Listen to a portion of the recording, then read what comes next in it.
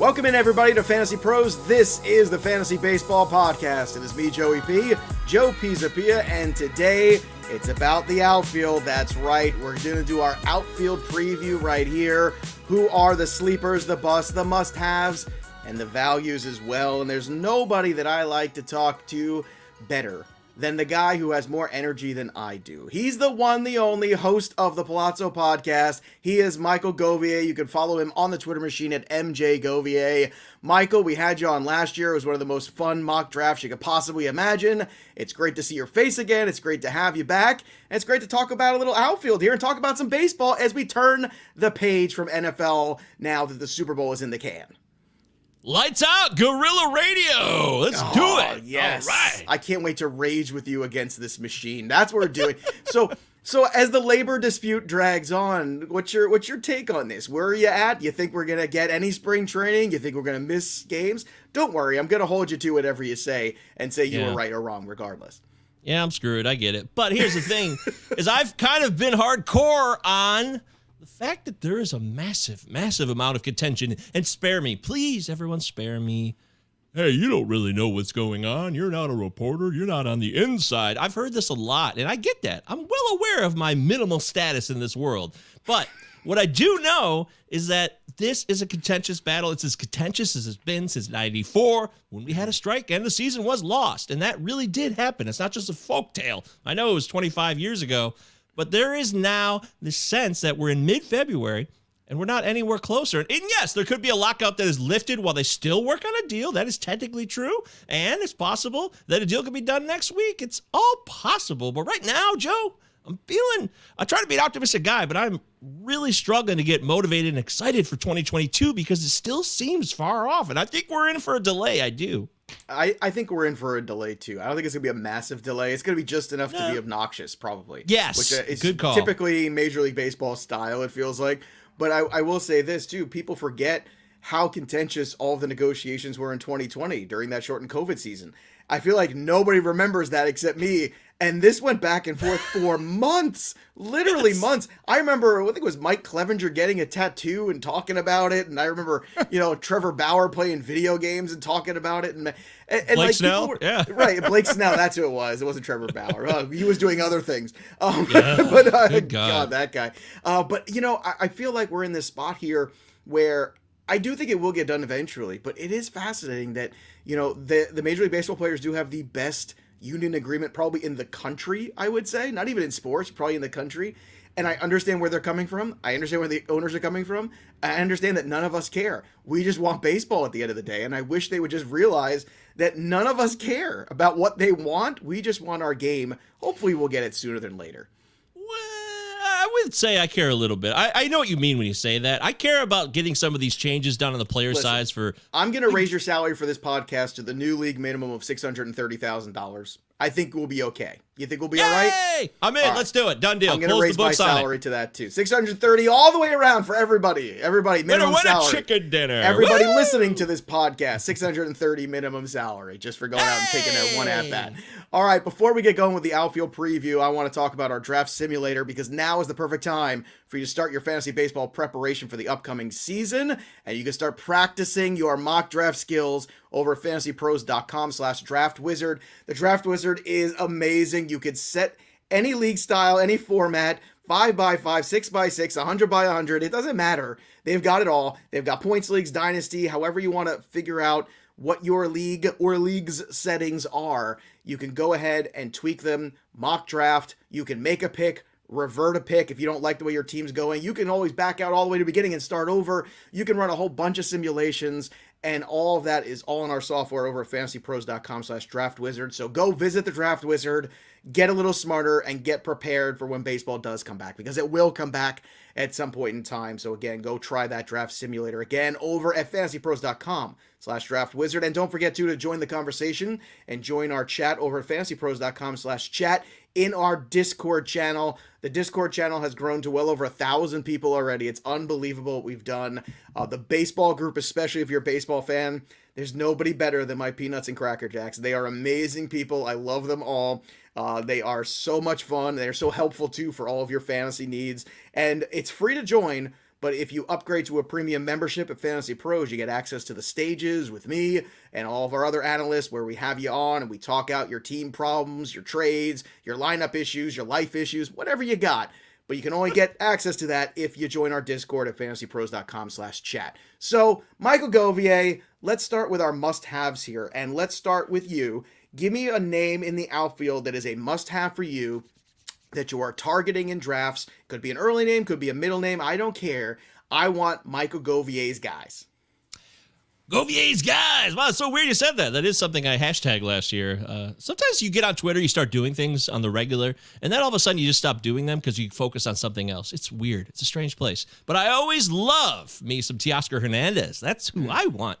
And I took a point when you gave me my homework for this show to make sure that it... Because, the top 10, the top 8 guys there, the first round guys, you want those people, okay? And yes, one of them could be a bust. That's possible. I'm not saying that. But for me, my must-haves is a guy like Teoscar, who is someone that you got to have because of his power. The power and the speed in the lineup. And I know there was a lot of talk about Dunedin and the park really, like people say Vladdy, after he left Dunedin, wasn't the same guy last year. And, some of the numbers make a decent case for that. But Teoscar Hernandez is a guy who doesn't matter where he plays, he crushes the ball. It's just stupid. His power numbers and how hard he hits the ball every single year is incredible. It's elite exit velocity, especially max EV. He hit some of the hardest balls in baseball last year. And this is the kind of guy who, sure, he might swing and miss on occasion too, but that's fine. That's baseball today. I'm not worried about it. The power speed combo, and he's in the prime of his career. Give me Teoscar Hernandez right now because that lineup is talking runs, steals, homers, all 5 categories for you to feast upon. Yeah. Look, Teoscar Hernandez is a player I've been on since 2017, and I did not get the performance I was hoping for when I was all in on them. And then I kept trying to go down this well over and over again. But the nice thing about Teoscar that you've seen, too, in these last few years is you've seen that batting average come up because he was kind of like a 250-ish kind of guy, somewhere in that range. If you got lucky, 230 in 2019 in 125 games. But then in 2020, in the small sample, 290. And I think a lot of people were like, all right, well, that's not sustainable. And they hit 296 last year of 143 games. He had 32 home runs, 116 ribbies, 92 RBI, and 12 stolen bases on the year. Right now, he is expert consensus number 35 overall. And in terms of ADP, that's basically where he's going. He is going as the 13th outfielder on the board. And I'll tell you what, I think you could do a lot worse than Teoscar Hernandez because he's going to give you power, a little bit of speed. And I think that's what you're looking for. When you're talking about the splits too, you look at last year against left-handed pitching. You want to take a guess what his OPS was? Just throw a number out there. 1,200. 1151. 1151. 372 batting average against left-handed pitching. Crushed it. Absolutely crushed it. And you're right. Even on the road last year, he had 321 with a 609 slugging. So I think that, to me, you mentioned about how, when he made the move back, it was okay. I think it's the road numbers when it comes to Hernandez that make me feel solid about him. All right, for me, the first guy, Eloy Jimenez, my boy, my guy. I think everybody forgot because they get so enamored of Luis Robert, as they should. I think everybody keeps talking about, a lot of the other guys in the White Sox. Everybody knows how good Abreu is, and everybody's talking about Tim Anderson. Oh, not everybody knows that, just for the record. Mike Govier doesn't know that. He doesn't know that Jose Abreu is good? No. Yeah, great. He's not great. I heard you on the Infield show. I disagreed with what you had to say about that. Jose Abreu is great everywhere all the time. I will not have you slander him on this show. And God, tell me why he's not great. God, tell me why he's not great. He is fading. He's getting older, and I am just not buying it now. He is consistent. You're right. The batting average and the runs batted in are always there every year, but the power to me is going to fade, and the fact that he's just on the downslope of his 30s, I'd rather go with a different first baseman later. I think first base is something you can replace later. That's why I'm not a huge fan. The last time, and if you watch that show, you'll remember this. I'm gonna break it out here again. This is why you watch on the YouTube channel, on Fantasy Pros MLB channel, and subscribe today. Right. The last time someone made a home run bet with me, they lost, and they had to buy me the Jose Altuve Game of Thrones bobblehead that I'm showing you right now here. Yes. So if you want to make a Jose Abreu bet for home runs, I'm your Huckleberry, in the words of Val Kilmer in Tombstone. So. Lock it in. Hell yeah. Let's do it right now. By the end of the show, let's come up with a number. You go find projections. In the meantime, I'm going to go back to my guy, Eloy Jimenez, because I think people have forgotten just how good this guy is. He got hurt before the season last year, trying to play defense. It's not his strong suit. Hitting the baseball is. Can we go back to 2019 for a second, before COVID? 31 home runs in his rookie year in 122 games. I mean, he hit 267 as a rookie. The guy is still super young. I don't understand. You look at the projections on pros right now.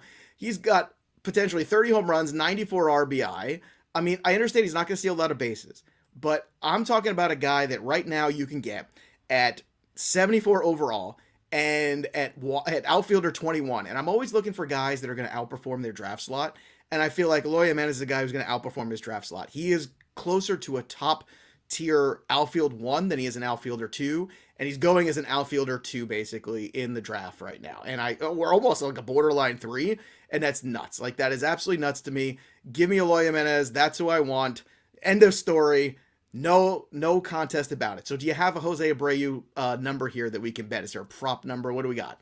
Yeah, I'm seeing 29, everywhere from 29 to 31. So I'll take any of those numbers. Okay, so you're going to take the under on 29. Let's set it at 150 games to qualify. Is that fair? How many games did he play last year?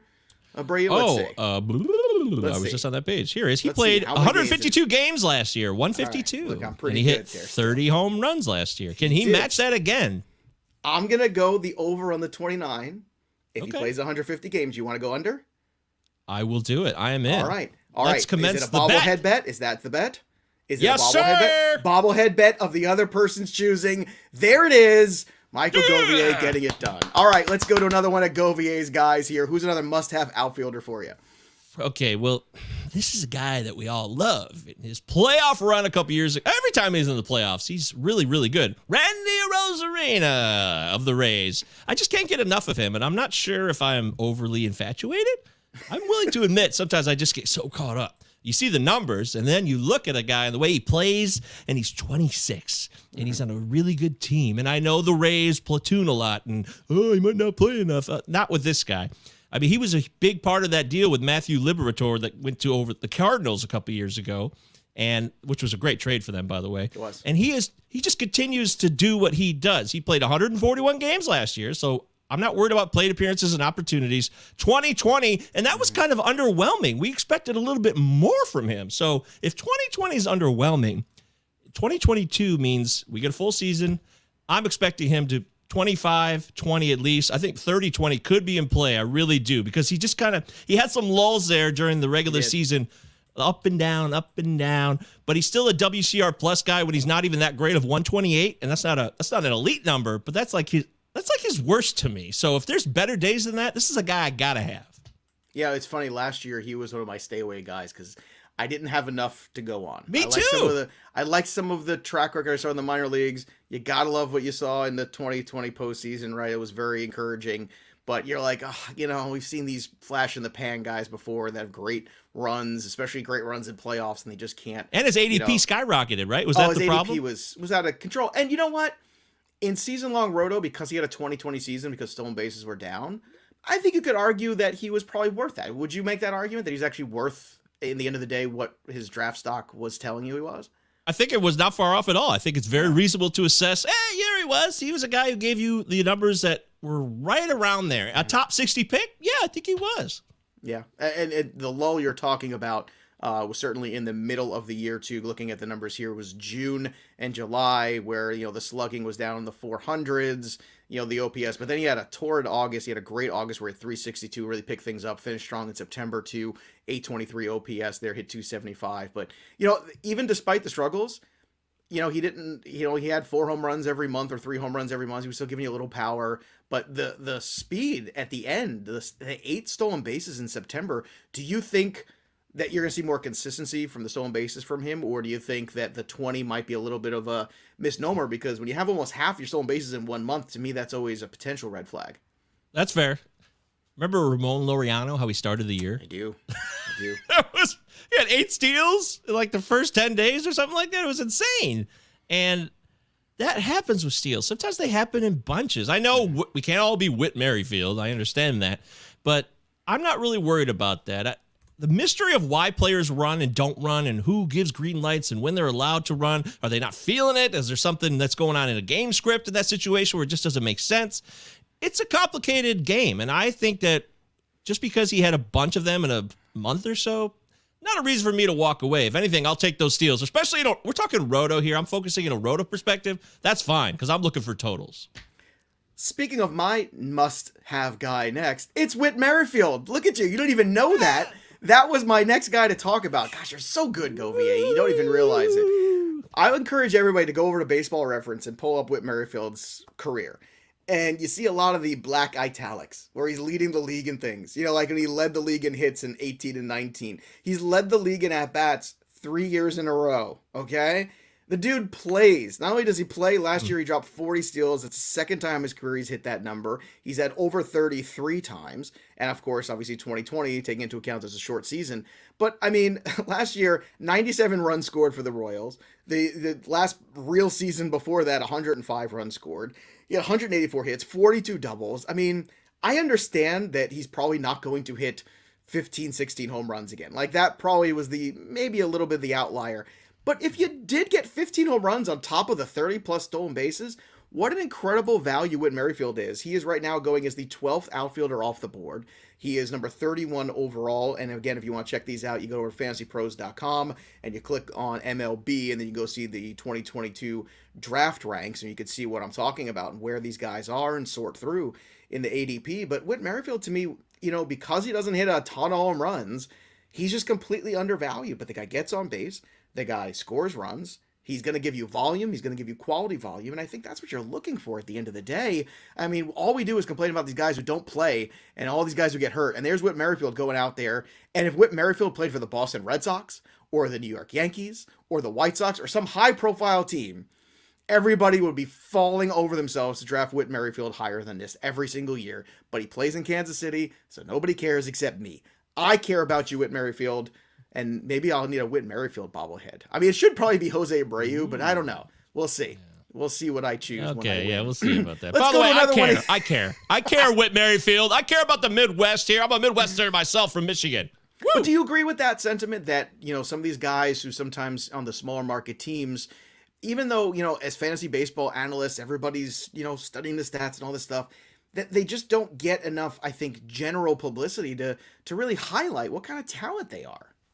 I think you'd have to be a really general kind of part-time player to not know what he does. I know what you're saying, and I get that. I think it's more for fringy players because anybody who's in the know knows what he does. Whit Merrifield, to me, last year, Joe, was the example of don't get stuck in your own bias and opinions. I was never a Whit Merrifield guy, quote unquote. But last year, he was sitting there at the turn in 15-team leagues around pick 45, and I took him, and I did not regret it one bit. I understand there could be bias, but I think it's more for fringe players.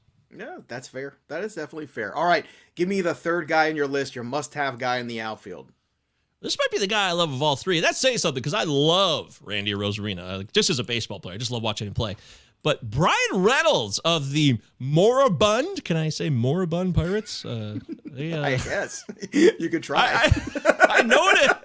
If you ask me what the definition of moribund is, I probably could give it to you, but it seems to make sense. I'm just going to go with it.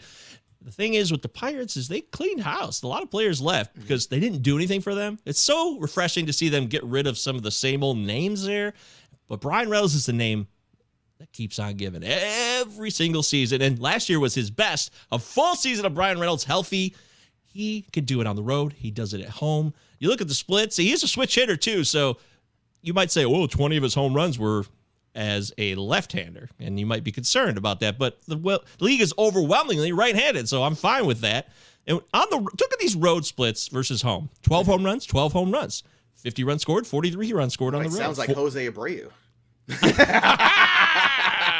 I'll say this. Jose Abreu probably has more power. I will admit that. You're looking for average with Brian Reynolds. He's a great guy for batting average. If you don't hit one of the key batting average guys in the first 75 picks, you can wait on Brian Reynolds. I think his ADP, last I checked, is early 90s, like 92-ish roughly, maybe, around 100. And you can get him at the end of the first 100 there. This is a guy you should get because of his consistency, and he's only going to get better, too. He's 27. He is outfielder 29 right now, pick number 97 in consensus ADP at FantasyPros. And this is for a player. Now, just listen to the stats. Like, forget the name. 93 runs scored, 90 RBI, 5 steals, 24 home runs, and a 302 batting average. There's no way, if I just said, where would you value those stats, that you would say, oh, he's somebody probably around 100 overall. No way. But once again, it's the Pirates. It's that negative connotation about somehow the offense isn't very good. You know what? I see it now. I see it. I see it now. You're right. You see what I'm talking about? You're right. If I just take away the name and you just talk about the stats, in terms of relative position value for Brian Reynolds stacks up there with some of these top guys. I mean, he is more like a, right at the fringe of that outfield one, like top tier out, especially in roto leagues, where we're talking about a guy who can give you stolen bases, a guy that can score runs for you. Now, I understand people might believe that maybe the power might take a little dip, but at the same time, man, I'm with you 100%. I saw this name when you said it to me, and I said, thank goodness. Now I won't have to match him on here because he's already one of my guys. Michael's already got him. For me, the third name on my list is Kyle Tucker, and I was in the wait and see. I was in the show me again. I'm a show me guy. I'm not as bad as Dan Harris used to be, where a guy can be an all-star for 5 years, and then Dan Harris would go, I'm still not sold. I'm not that guy. But I do need to see it at the major league level for a longer period of time before I'm really going to go over the top investing in a player. It's what held me back in Arozarena. It's what's going to hold me back here over on Kyle Tucker. I saw it last year. I also saw it in a period of time where Alex Bregman really wasn't Alex Bregman, and the Astros had a wacky season. I think there's an opportunity there for 130 home run season. Like I think that if everything breaks right, the potential is there. And right now, Kyle Tucker, look, it's expensive. He's the 7th outfielder. He's 14 overall. But when you're at the turn there and you're looking for a guy that gives you, I think, that combination of stats that you want. And again, last year too, he gave you the batting average. He was in the high 290s there in batting average. So in terms of 5x5, and he gives you the 14 steals. And I think when you're trying to start off a draft at the turn, you're looking for players that are going to give you everything, especially in those 5 active outfielder formats, which is what a lot of people play. So Kyle Tucker is a guy that's going to give you power, give you speed, give you batting average. He's going to give you all 5 categories. And I think at his age, you expect him to at least, be around for 145, 155 games, somewhere in that range. So to me, he's a guy that I think I'm going to lock in, because I do believe after that, it gets dicey. You start to talk about some other players that have either done it once, some players that are starting to age, who have maybe bigger names, play for bigger teams like the Yankees, the Giancarlo Stantons of the world, guys like, start to talk about Chris Bryant or Byron Buxton, who... Yes, we can all do this every single year where we talk about how good Byron Buxton can be. If Byron Buxton had one season like Kyle Tucker had last year, we could talk about him all day. But he still hasn't, so I'm not going to. So, those are the must-haves. Teoscar Hernandez, Randy Arozarena, Brian Reynolds. And then for me, Eloy and Abreu, Whit Merrifield, and Kyle Tucker. Let's talk about busts. Who is the first bust you want to talk about, Michael Govier, that you're worried about in 2022? That's so odd. It says Kyle Tucker on my list, but is that right? It is, and I think our audience would love to hear a different take about it. Look, this is going to be unpopular because recency bias makes you very clearly understand that he had an excellent MLB season, and the power speed combo is what everybody wants. We all love it. We can't get enough of it. Hell, why wouldn't I want some of it? 14 steals is nice to go along with 30 home run season. And the batting average of around 300 is what really popped to me, too. So how could I really not go on Kyle Tucker? And the reason I put him as a bust, again, these are about definitions. Mm-hmm. To me, it's where he's being taken. It's not that Kyle Tucker sucks or that he's not somebody I want on my fantasy team. Yeah, not at all. It's just that I don't want to take him at this range. I need locks. You win the drafts most of the time when you're in the middle and the later parts of your drafts. The early parts, we should all be taking players that we can rely on and not have a bust. And I think Kyle Tucker is in for a reality check here based on I know the swing has been debated a lot, and there's been fixes and adjustments that he's made. And some people say, there was an article even, that he has the swing of Ted Williams. For crying out loud, which is, why do people do stupid things like that? I don't know why they do, but I swing of Ted Williams. Hey, they wrote an article about it in New York, so I'm blaming your people over there. All I know is that I'm going to tell you the one thing about it is I see some similarities with Cody Bellinger. And yes, Cody Bellinger is a former MVP who also got hurt, and some of the injuries may have really fed into what happened to him, especially over the last year and a half. But to me, I'm worried about the swing, and I'm worried about the batting average regression. I know he could get on base and still steal bags. That's cool, but it's still not enough steals for me to take him this high. You put all of those little things together, a little bit of this, a little bit of that, the swing, the numbers, the regression, and I just don't want to go there with him right now. It's not that he's bad. I just don't want to go there I understand. Well, you can also make the argument, too, that, especially in the leagues where you play 3 outfielders, that taking Kyle Tucker, like NFBC is going as 12 overall right now, that you could wait and you could take a Castellanos. You could take an Arozarena, who we just talked about, a Teoscar Hernandez, who's going a round or 2 later, potentially, depending on the size of your league. So I understand that argument as well, that you could find those other guys. I do believe in Tucker. I do believe in the Astros still because, I know a lot of people hate the Astros, but it doesn't mean they're going away. A lot of people hate the Yankees too, but guess what? Those not going anywhere. All right, my first bust is a sad one because I like the player. I really do. Aww. He's 32 years old. He's seems like a heck of a guy. I love this team. I love this offense. We talk about buying into good offenses. He's a heck of a guy. He should run for office someday. No, it's George Springer. He's going at outfield 15. And he's going at number 51 overall right now. And my problem with George Springer is the same problem we've always had. And you want to talk about a guy on the other side now, like 32, 33 years old. This is the time where you're supposed to start breaking down, like you're talking about Abreu. Well, maybe this is the time it starts to happen. This guy, God bless George Springer. He's a great player. When he plays, when he's on the field, he's fantastic. But we keep getting incomplete seasons from him over and over. And then last year was very frustrating too. He comes into the Blue Jays and we all know this high expectations, the big contract, and he was a good player, but at the end of the day, if you're going to give me 75 games and 20 home runs and 264 batting average, to me, I can't invest in that where he's going. I guess that's my problem with it. And I think he's too volatile of an investment because I have so many different options where I can go a couple rounds later and get Franmil Reyes, who could, in terms of volume statistics in a season-long roto, give me more power, more RBIs because of counting stats, because he's just going to play more potentially. And I feel like we get so wrapped up in the potential of George Springer every single season, and we always come to the same realization, which is staying on the field has just been something that's very difficult for him. If George Springer gets a discount in a salary cap draft, I'm in.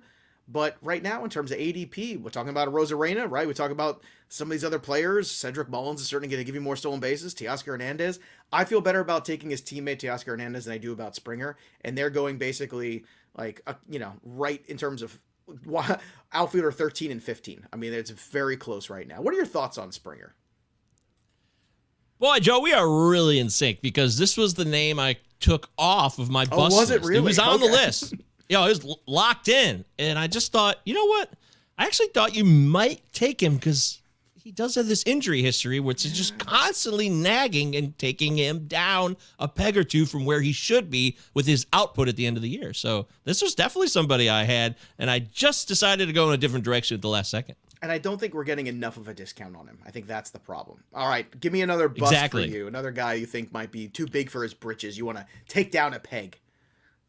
Ooh, I love taking people down a peg. There's no doubt about it. George Springer, by the way, remember he used to steal bases? Wow, that was awesome. Like a lot. He was supposed to be like a 30-30 guy when he came out of Connecticut. Wild times. Mm-hmm. But as far as another bust on my end, I would like to submit a Yankee. I love riffing on the Yankees because, I'm a Detroiter, and that's what we do. We actually own the Yankees in the last 20 years in the playoffs. If you look at, just check the record books, folks. Hey, you can at me all you want on Twitter at MJ Govier. I'm ready to hear it because it's just the truth. Kenny Rogers dominated you guys in 06, and it was awesome. I was going to say, Aaron Judge, though. It's been a while since it's been in the playoffs. I'm reaching. Yes, I am reaching terribly.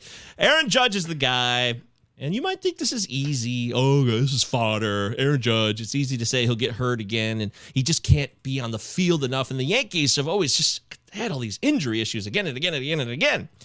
And that's why I'm going to avoid him. And we brought up Teoscar too many times, but again, there's another guy I'd rather have. I'd rather have Teoscar Hernandez than Aaron Judge. There's other guys I'd rather have later in the draft, especially in outfield for me in the first 150 in particular. And this is real simple. It's just games played, opportunities. How consistent can he be? He's never able to always be on the field enough. Last year he was. But you want me to bet on that again as he's 29 going on 30 and that massive frame? And I know Chris Towers, don't at me either, because Chris Towers loves to talk about the fact that, hey, big guys being injured is kind of a myth. But It's been proven otherwise based on my experience. It's the experience. muscle-bound guys, too. But I've got 2 words for you when it comes to Aaron Judge. Hot yoga. Because he's been doing the yoga last year, stopped lifting as much, and he played 148 games. And you can say what you will. Is it a coincidence? I don't know. But I think that some of these guys like the Stans of the world who got so muscle-bound, I just think it's a bad transfer for baseball. I really do. I always have. It's not that you can't be in good shape. Tom Brady's taught us a lot. Yes, Tom Brady's taught us. You want to talk about durability? Go Thank eat your you. avocado ice cream and look like Tom Brady. But but flexibility. Seriously, it is being who it's you are as opposed to being a muscle bound dude. Well, I think you can be flexible and strong at the same time, and I think that Aaron Judge last year was a player that I bought in on everywhere because it was getting a huge discount, and now I feel like the rubber's met the road because now it's like, all right, he's coming off a 40 home run season. He is a top, he's going 28th overall, outfielder 11.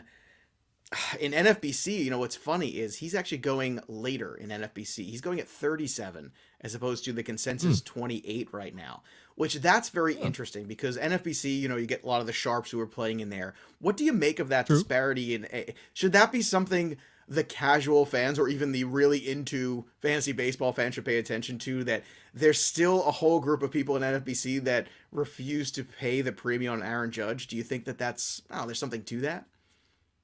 Well, this is something I asked a lot when I first got into the big time NFBC. Last year, I played the main event for the first time. It's a huge $1,700 entry fee. Ridiculous. And I'm not a wealthy man, but I wanted to go up against the best, supposedly. Sure, right? And they told me that it's not always the case. It's just people who have money. So, yes, there are sharps, and some of the best in the business absolutely play in NFBC. So I think you should take about a 6. It's like you say when you talked about your head-to-head and your whole hybrid that you have now with your points. You weight things, hybrid. right? Yeah. Yeah, it's genius. I love it. As a head-to-head, I grew up in head-to-head, and I love hearing that kind of stuff. You want in the hybrid? You're in the hybrid, Govier. Let's do it. All right. We should do an online live stream of all of us in some giant Zoom doing a hybrid draft, and we'll play it out. I know the site that can host it. I think we should totally do this. I'm totally in. Hell yes. Dude, Joe, I would love that. It's going to be great. All right. My home league, shout out to BYB. They're my home league. They're good people, but they're so tight. They're not willing to grow. You talk about, hey, we want to move forward. We want to progress, and we want to learn more and adapt to that knowledge, right? But we don't do that in my home league, and it drives me nuts. Yeah, well, look, I think that there's always a room and a space where we can ask ourselves the question, is this the best we can do? Or can we enhance our experience? It's like Superflex. For years, I was the guy in front of the Superflex movement. For years, writing dissertations about it. And now, what is it? It's kind of the standard. And it's funny to me, but I think it's good to poke the bear. It's good to ask the questions and find the kind of fantasy that you're excited about the draft, excited about playing. And I've seen a lot of my friends over the years who are diehard baseball fans drop out of fantasy baseball because it got too dense for them. And some of the things and the style is kind of, beat for them. And this really rejuvenated them, this hybrid format that we've created here. And we've been playing for the last 5-6 years. And it's been fantastic. And we have great success with it. So I hope people start to look at it more. All right. For me, number 2 on my list is another big name. Christian Yelich. Yeah, I can't do this anymore. 25 overall in terms of where he is in outfield ranking, 86th overall in players being taken right now. In NFBC, he's at 102, which is another disparity. I'm just throwing that out there. I was a guy who always believed in Christian Yelich was a good player. I never believed he was this player that when he got to Milwaukee, he became. And I ate crow on the second year where he was just MVP and amazing. Like sometimes you're just wrong about stuff. Yeah. But what we've seen in 2020 and in 2021, it's not even close to the same player.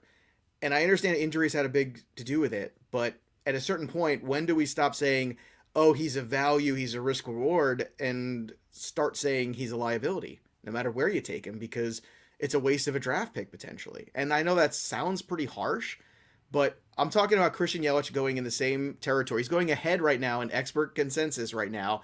And in terms of consensus ADP, he's ahead of Stanton. He's ahead of Brian Reynolds. He's ahead of Winker. Guys like Mitch Haniger coming off a great season. So I'll ask you this question. Would you rather have Brian Reynolds, right, going outfielder 29, or would you rather have Christian Yelich at 25? I got to be honest with you. I think Reynolds is the name I'd rather have. It's not even a debate for me, Joe. Yeah, I mean, I came out for Reynolds here, and you like him too. And well, Yelich coming out for was Reynolds another guy. and then putting him against a name like Christian Yelich that people think is going to be a league winner, that can be a tough sell for people. I watched the 2007 Jim Carrey vehicle last night called Yes Man, and I'm a no man when it comes to this man because he's toast. This is the reason I don't like Alex Verdugo either. Back injuries that are consistently a problem, they scare me. And I was a huge Alex Verdugo fan coming into the last 2 years, but he turned me off because he can't consistently give you the production you need. And the same thing for Yelich. I don't want anything to do with Yelich. It's just a name. I don't need it. Just a name. Give me another name that you think is going to be a bust in the outfield. Well, here's just a name, true, but, there's more to a human than their name. They have feelings and emotions, and, they have families, so let's not forget. Yeah. There might be some automatons out there, it's true. Avisail Garcia. Now, I thought maybe, am I going too deep for a bust? Because at a certain point, I guess if you say, hey, I got a guy who's ADP 280 who's a bust. That's not a bust. I mean, you're just taking flyers at that point, right? Mm-hmm. But in this point of the draft with Avisail, I think it's okay to still apply this moniker to him because he is somebody that people are going to expect big results. And he's going ADP 167 on NFBC.com since January 1st, okay? Now, that's right on the edge there. I'd say, after 200, there's no more busts allowed in my world. I'm a Tigers guy. I live in Detroit. Avisail Garcia he came up here, and then he's moved around. He's been in the league now for 10 years, so he's not a baby. Crazy, right? Isn't that weird? Yeah, he's 30 years old now. And he's a big dude. He's 6'4", 250. And last year was a career high in home run numbers, 29 homers. That's exciting. But I'm not buying it.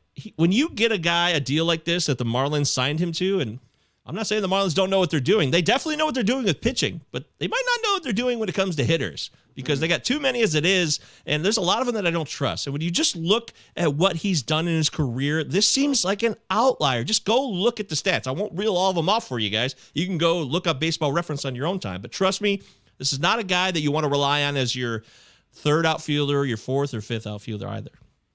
It's funny about Garcia. When he went to Milwaukee, I was like, okay, yeah, I'm in on anybody in Milwaukee. Willie Adams, when he went there, I tried to buy everywhere. I love everybody who goes to Milwaukee. I'm in because that's different. It is a good power park. It's been a very underrated power park for many years. People talk about Philadelphia. They'll talk about Coors. They'll talk about this. People hardly ever talk about Milwaukee, but when you look at the stats, Milwaukee is one of those places. Now, granted, in years past, it was because some of the Milwaukee pitching certainly aided those numbers a little bit themselves. A little bit. But I know, this transition now into Miami, I do see what you're saying, and I think you make a good point, is even though this guy's a value, you can't just take an ink out and say, oh yeah, he's going to be 30 home runs again, just like he was last year, because it's a totally different set of circumstances, different lineup, different ballpark factor.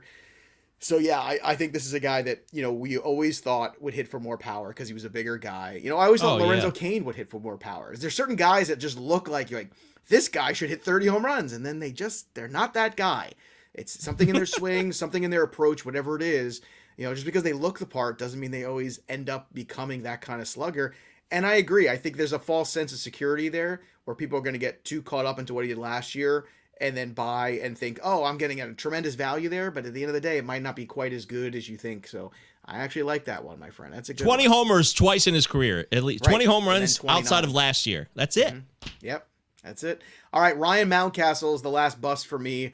And this one hurts too, because I like Ryan Mountcastle. Not as much as Mike Mayer likes Ryan Mountcastle. He loves Ryan Mountcastle. But still, he's going right now at number 33 in terms of outfielders, 111 overall. And it's the ballpark change. It's one of those things. Now there's an unknown factor. And I don't like to invest in things that I don't know. We've already established that on the program here today. So because I don't know that, and because there's uncertainty, 5 feet, 10 feet, okay, 30 feet, that sounds like a lot to me. That seems like a huge adjustment to the ballpark. And a lot of people that are very smart, that I've had on the show, Steve Gardner kind of spooked me about it. Justin Mason kind of spooked me about it. Hall of Famer, Steve Gardner. And I always listen when Steve talks. And I got to tell you, it's one of these things where I don't know if people should be making the investment in Ryan Mountcastle as easily as they are currently still. I think there could be a really big fallout there, and it is still Baltimore. It is still a team in transition. I love Cedric Mullins.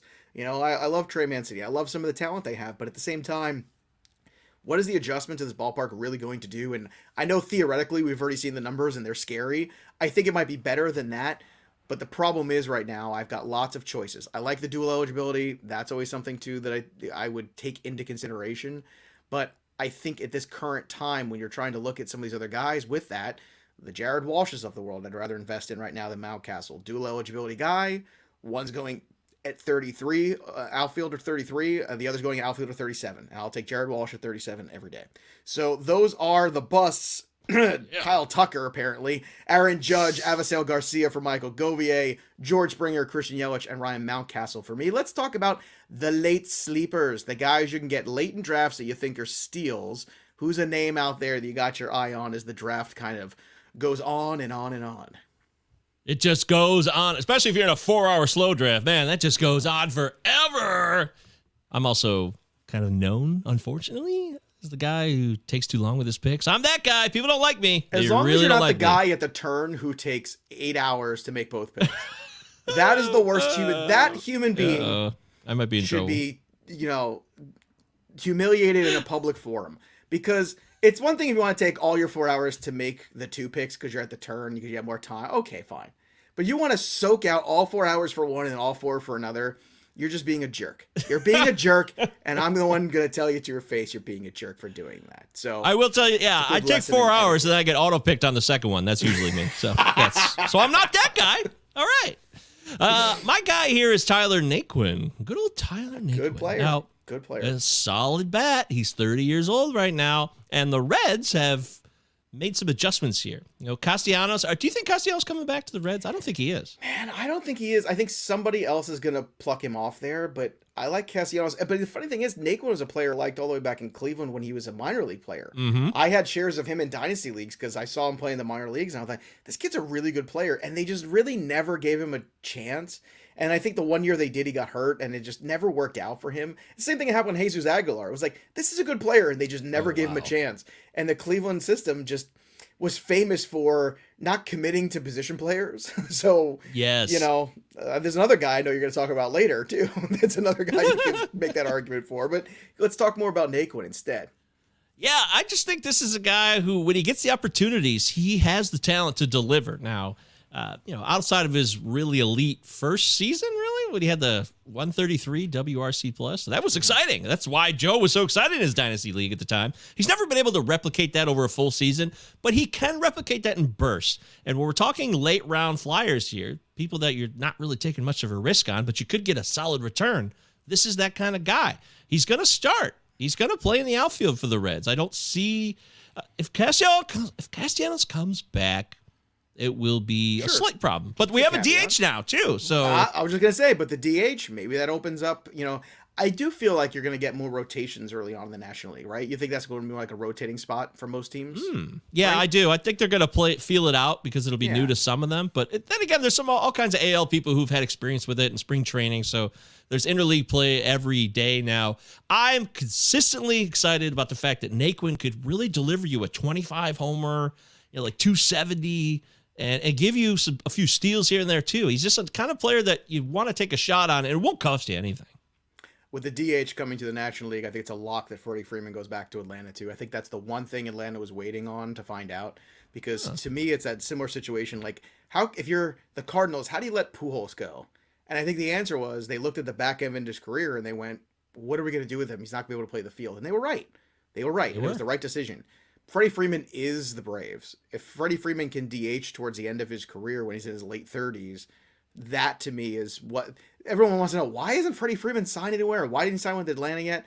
I think Atlanta just wanted to get that in writing first before they started committing 200 and, or God, 400. So you think it was them? Like, he's down, ready to rock, but they're like, well, we want to wait and see. You think I think it's a mutual understanding. Okay, I honestly do. And if he doesn't go back to Atlanta, I think it's a tragedy for baseball. Like, he is the Atlanta Braves, and he's such a good player. He's such a great guy. Like, you want those guys to stick there and play their whole careers. And the reason the Cardinals had to make that hard decision was because the DH was not an option for how can you give a guy a 10-year contract without a DH? And I think that's going to be good for the movement of baseball players in the future, because you're going to get more of this now. In the National League, you would see a lot of guys who, I'm getting older, I'm going to go to the AL because I know I can kind of float the last 3 years of my career as a DH only kind of guy. And I can still swing the bat. But you know what? That was never an option for these National League teams. So I think it'll be nice from the retention standpoint. You might get Freddie Freeman coming back. If he doesn't resign there, it's going to be sad. And I'm a Mets fan. I'm a Mets fan. Oh, wow. Even more impressive. Well, because I try to keep it real. Freddie Freeman and the Braves is good for baseball. All right. Another guy I think is good for baseball is Mike Yastrzemski. There's a legacy guy for you. Boy. Why did he fall off the map here in terms of ADP? Can you explain this to me? I don't understand this. Do you understand? I can tell you exactly what happened. Last year, I traded for him in my home league, and I was really excited about it. Like, I thought I could keep him. We have keepers, 8 keepers. And I thought Mr. Mike Yastrzemski would be one of those guys. But he got hurt, and then he kind of slipped off in the second half. And it was just not he didn't have that clutch performance that he showed in burst the previous short year, and then in the first half of the season. So I think people just like myself said, this guy's not somebody I want to take a ride around on another trip with again. I don't know, man. I'm looking right now. He's player 248 off the board. That's pretty deep. Like that's in a place where, you're starting to talk about, like, I'm looking at, and I'm always a little skeptical of the late bloomer guys who show up with not a great minor league track record, but that's fair. Look, to a certain extent, Whit Merrifield was that guy. Like, Whit Merrifield was not special in the minor leagues. They made an adjustment to him, and he just never regressed. And I remember, Michael, I had that kid everywhere. I picked him up off the waiver wire because I was like, well, let's see what this Whit Merrifield guy is. And I was so afraid. I was like, all I want to do is like, oh my God, should I trade this guy? Should I trade this guy? Like, when is this going to end? And it's never, it's like 6 years ago, and it's never ended for Whit Merrifield. He's still been so good. It's right. It's never ended. I have a theory, though. There's a theory, real quick. What's that? So you're talking about the local small market teams that kind of, you just dismiss players like Whit or Brian Reynolds. I have there's these guys in baseball, they're boring, or they just seem bland. They kind of suck the life out of you for some reason. It's really weird. It's like, I don't want anything to do with that. Even though they could give you very reliable statistical outputs, they just have this blasé feeling to them, and then we ignore them. It's ridiculous and totally absurd. But like Mike, the anti-Yasiel Puig. Like, Yasiel Puig is fun to watch. Fire. We just know the FTW factor. Fun to watch. But I don't know what he's going to do or if he's ever going to play, But yeah, Mike Yastrzemski is the opposite of fun to watch. You're 100% right. He is boring, and that's okay. At pick 250, if I can get somebody boring on my roster in the outfield that I think could give me, some decent power numbers, and I think at the end of the day, I mean, look, boring still in 139 games that we're all complaining about, he's still at 25 home runs, still scored 75 runs, had a 71 RBI, threw in 4 steals. I know the batting average was 224, but I think that's, an anomaly. I don't think he's the 297 hitter he was in 2020 in that short period, and I don't think he's a 224 guy. If he gives me 255 and the 25 bombs at pick 250, I'm good with that. I'm at peace with that, Michael. All right, let's go to the next late sleeper you got on your board. It's somebody from the Guardians. Oh, the Guardians, yes. That's Bradley Zimmer. I'm that guy. I'm always in love with Bradley Zimmer, and I will never, ever fall out of love. I'm like he's off at war. It's wartime, and I'm his wife. Yes, we're writing letters. I waited 2 long years for his shoulder to heal and get back to basics, and you know what? Last year, I liked what I saw. I had him on a few teams. Very serviceable. He showed all of the talents in little bursts here and there, little points of the season with the speed, the power, and most importantly, I feel the health. He didn't have a major injury last year. He was there for them when they needed him for the most part. So to me, this is a guy who still is about to unleash the best of what he has to offer to you in 2022. Bradley Zimmer, I'll love it all day long. I don't think there's no risk again. It's worth it, and he could give you a big, big return. He might be the definition of post-type sleeper. Like, he's one of those guys. Oh, yeah. Yeah. Because you see the glimpses of talent. It's just they're still searching for Grady Sizemore all these years later. Like, they're still looking for that that guy. Poor Grady. Like, and he kind of has that skill set. Like, he could have been that guy. I don't know if he's ever going to grow into that. He does. Zimmer is one of these people that I think he's been around so long, people have written him off, and I think he's too young to write off. I agree. Ramiel Tapia is another late sleeper of mine, number 73 in terms of outfielders. What about Connor Joe? Connor Joe? Connor Joe. 250. is the overall pick there for Raimel Tapia. I still going to go with Raimel Tapia to give me a little bit of stolen bases, playing in Colorado. We'll see about the Connor Joe. But again, DH, right? So you have more options. So the DH changes the dynamic of a lot of situations. It changes the value of guys on the Dodgers, like the Turners of the world and Chris Taylors of the world, because it's just more at-bats now for everybody. So the DH in those National League teams, really, everyone has to reevaluate the value of some of these players that you're worried about maybe losing playing time or not. I think it's a whole different animal. Give me another late sleeper on your list. By the way, I took Tapia in the Battle of the Podcast draft that I did a couple weeks ago, and people were, oh, no, Connor Joe's the guy. You're wrong. You don't know what you're doing. So I'm with you, Joe, all the way on that. Yeah, I mean, look, and it's not that there's no room for Connor Joe, but let's be honest. If we got another spot here in the lineup, right? And I'm thinking about who I want in the outfield. I probably want Tapia out there in the outfield, especially in Coors, which is a pretty damn big outfield last time I checked. I've heard good things about Coors. Yeah, I hear positive things about There's hitting. positive things. Positive, but, but I don't think people realize until you're there and you see it, how huge that outfield is. I mean, I worked there. Do you know that? I worked there. No, I did not. I know. Yeah, I used to be in 2011. Were you shortstop, or were you the many second basemen they've had over the years? Yeah, it was either I think I started in left field, or I may have been the supervisor working at a concession stand. But either way, I did work at Coors Field. Beautiful. Nice. This was back in the days of Cargo. He used to hit massive fly ball home runs in batting practice. Todd Helton had a burger shack. It was a different time at Coors, but it was a beautiful place. Time. Cargo. And never, ever, ever be the guy who has to pull the keg at the end of the seventh inning, because those people in line are already drunk and they're going to be pissed. They were pissed. And it was wild. Ooh, that was scary. That was a tough game. It was a tough gig, and I survived it. Here I am. So as far as my final choice here, I'm going with Chas McCormick, the eyeglass-wearing, kind of looks like a nerd, frankly. To me, a nerd is a term of endearment, so I love nerds. You know, we're all nerds at heart when we play fantasy baseball. Fine. There you go. Some of us just look different than others, but this guy, he's classic. He just looks like straight out of an 80s movie. It's funny to me. He also looks very astute and organized, but when he's at the plate, he's even more impressive because he can give you a little pop. He could also steal some bags. And with the departure of Miles Straw, it's great news for him. This is a big opportunity for him to cash in. And they like him, and he's going to play. As far as I can tell, I don't see any reason why he doesn't play a lot. And if you like that Astros lineup, then you're going to love Chas McCormick. 452 ADP right now on NFBC, so you're not even taking any type of risk whatsoever, and you could get yourself a guy who could be, I really think that, 15 and 25 steals, 15 homers, 25 steals, guy who could hit 270, 280. I really think that's in the cards. All right. I'm going to go with my last guy here as a late sleeper, and the self-loathing Met fan in me is going to come out for a second because I really struggled with this. I really want to believe finally. You want to take a guess who the name is? Go ahead. Is it Jeff McNeil? No, it is not Jeff McNeil. It is Brandon Nimmo. Number 86 off the outfielder charts and 296 overall, especially in the OBP leagues. He's a good offensive player. He just needs to play baseball. He needs to be healthy. He needs to be left alone, and he needs to hit at the top of the order. If those three things happen, and once again, now that you have the DH, maybe Connor plays DH, maybe Dominic Smith plays DH. I don't know. Maybe they move Jeff McNeil. I don't know. They've talked about that a lot this offseason, potentially. In OBP leagues, I'm still going to be a jerk and take him again and probably be pissed off that I did. But, it's very difficult because when he's on the field, the quality level you're getting statistically out of this guy, it's very good. The problem is every year he just misses too much time. And I think that's the thing we always keep struggling. But we talk about guys who are free squares, right? 296 overall. I mean, we're talking about, these guys you could just basically have at your will. And last year in 95 games, the guy did hit 8 home runs. He did steal 5 bags. I don't like to extrapolate. It's a very dangerous game. But he's hit for a high average over his last 154 games. In fact, if you combine 2020 and 2021, you could basically get an entire season of Brandon Nimmo.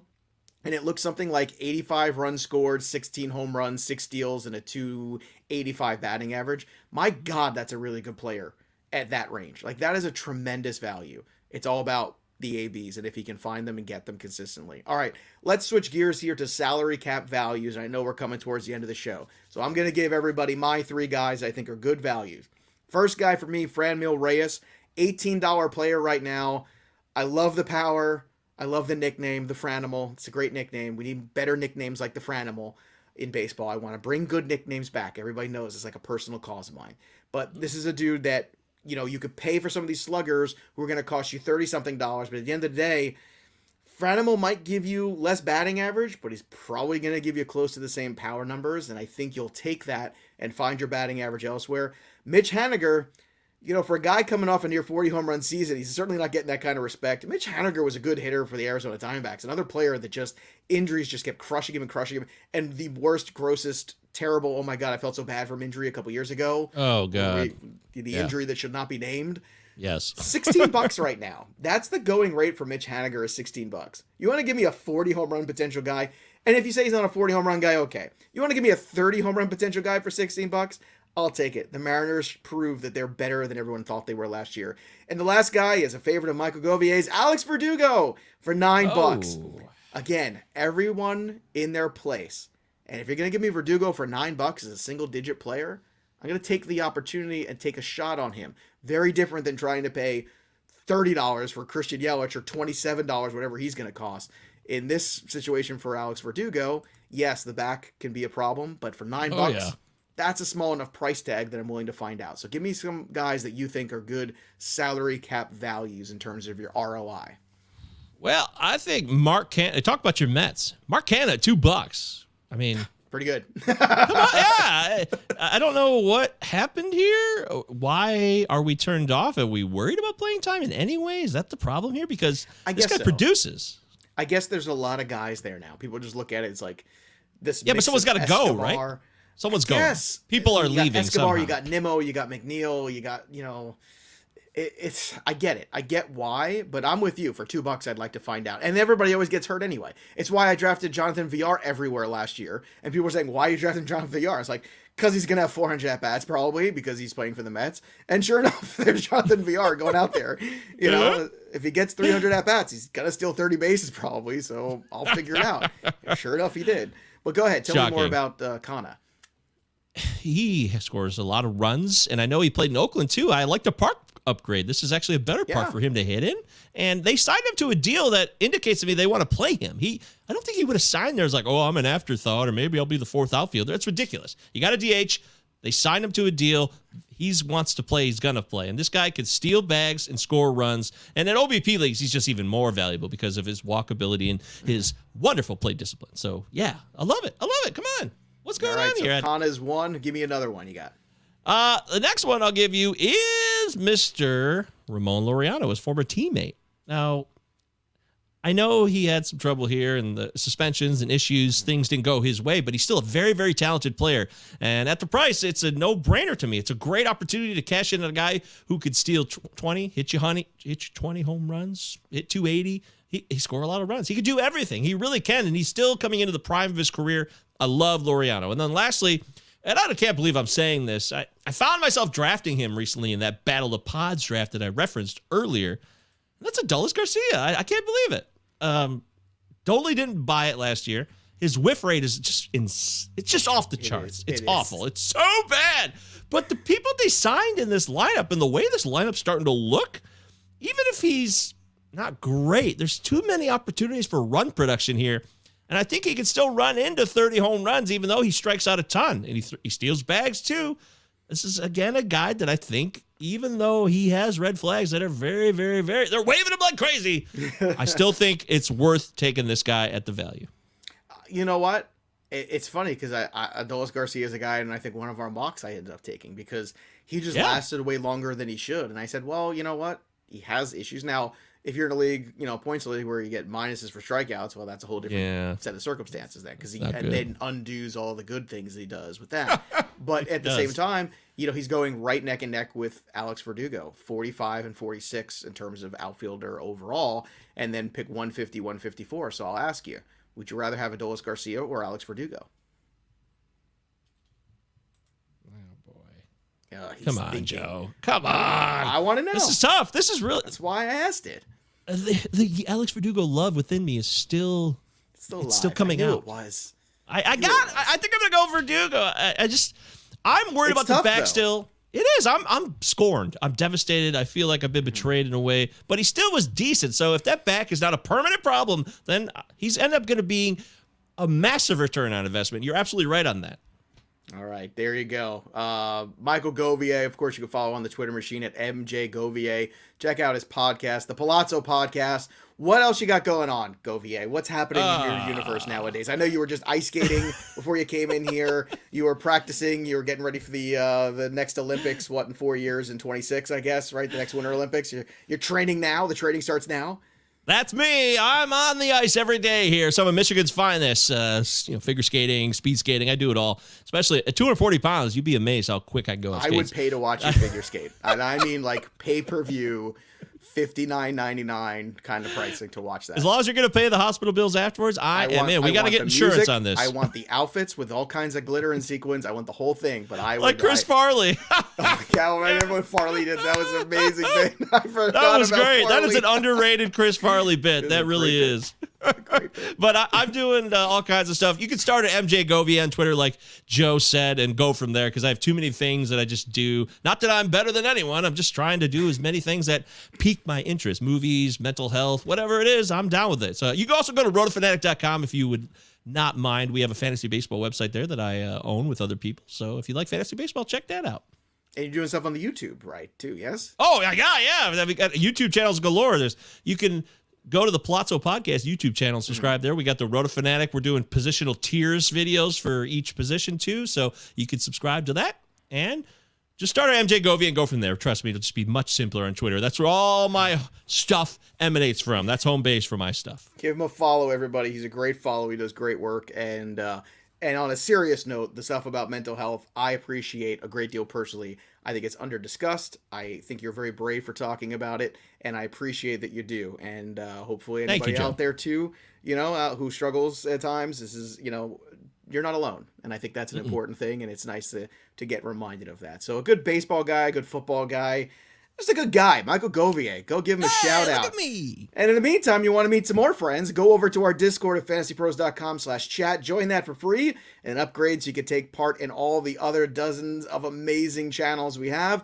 Also, don't forget, start your mock draft right now over at fantasypros.com/draft wizard. The draft wizard is up and running at Fantasy Pros. You can just sit there all day, and just mock draft your pants off all day. It's amazing. Get you ready, get you prepared. It is the absolute 100%, and I'm sure everybody in the industry who comes on this show will tell you the same thing, who don't work at Fantasy Pros. It is the best of the best in terms of mock draft software. It just is. I use it all the time. Before I worked at Fantasy Pros, I use it all the time. While I'm working at Fantasy Pros, it is fantastic, and I urge you, if you haven't tried it yet, to go check it out at fantasypros.com/draft wizard and start mock drafting today. That'll do it for us, but the story of the game goes on. For Michael Govier, I'm Joey P. We'll see you next time, kids. Thanks for tuning in to the Fantasy Pros YouTube channel. Don't forget to check out our featured videos. And while you're at it, make sure to follow us on Instagram, Facebook, and Twitter at Fantasy Pros, so you can get the latest news and updates to give you the edge you need in your fantasy league.